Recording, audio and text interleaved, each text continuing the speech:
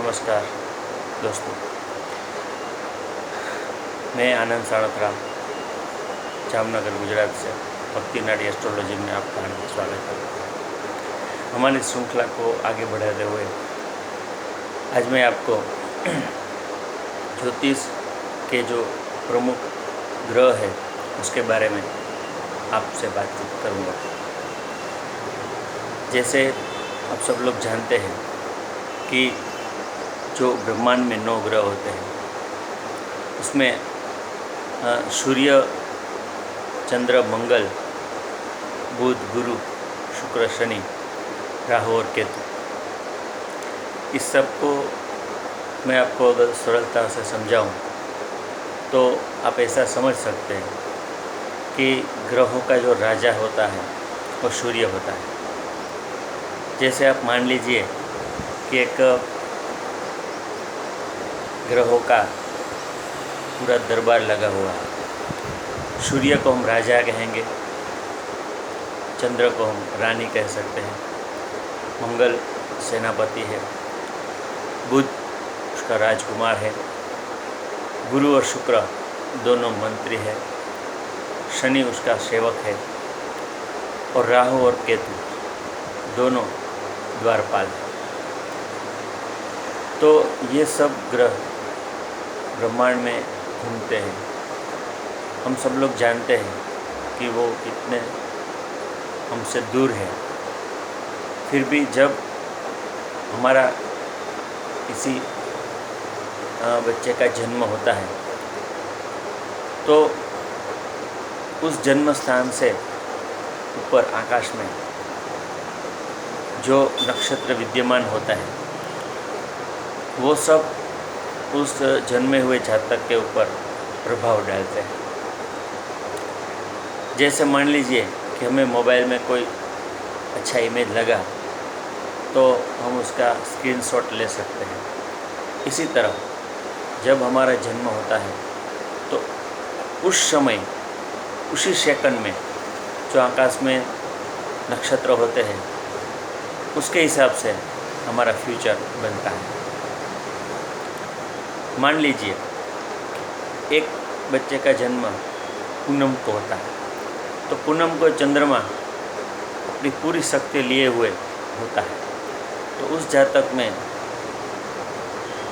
चंद्रमा विशेष प्रभाव डालता है।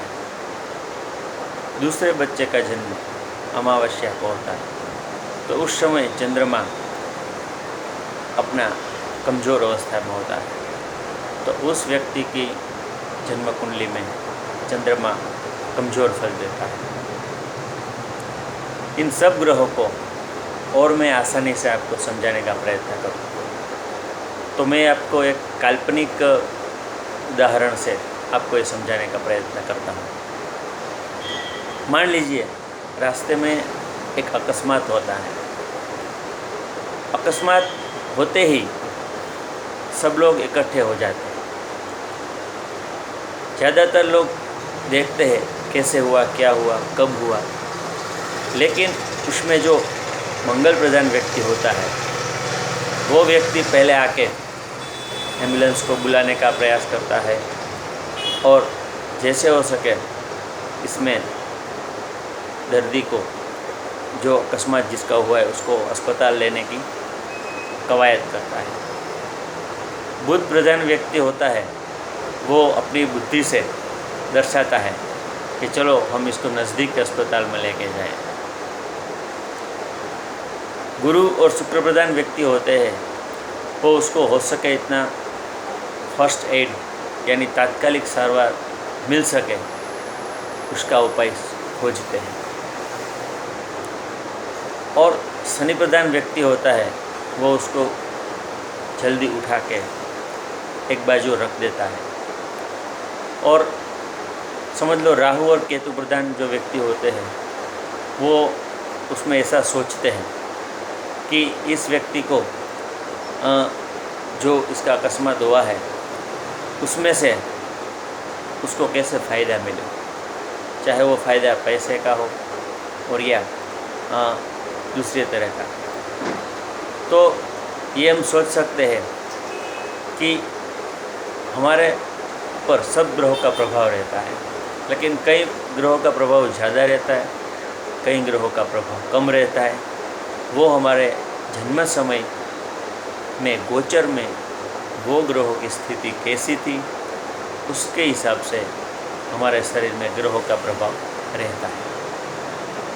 दोस्तों, कोई ग्रह अच्छा नहीं होता, कोई ग्रह बुरा नहीं होता, लेकिन वो ग्रह हमारे बर्थ चार्ट में कौन से स्थान में है, कौन से नक्षत्र में है और किस अवस्था में है, उसके हिसाब से वो हमको फल देता है। सिर्फ ग्रह ही नहीं, बल्कि हमारे पूर्व जन्म के संचित कर्म हैं, वो भी उसमें फोर्स लगाते हैं। और इसके बावजूद हम सही तरीके से कमज़ोर ग्रह जो होता है इसका उपाय करके हम पॉजिटिव रिज़ल्ट अपने बारे में हम ले सकते हैं। तो इस सरल पद्धति से मैंने आपको सब ग्रहों को समझाने का प्रयास किया है। आशा करता हूँ आपको ये मेरा वीडियो अच्छा लगेगा और मेरी नेक्स्ट एपिसोड में मैं 12 राशियों के बारे में आपको डिटेल्स में समझाऊंगा।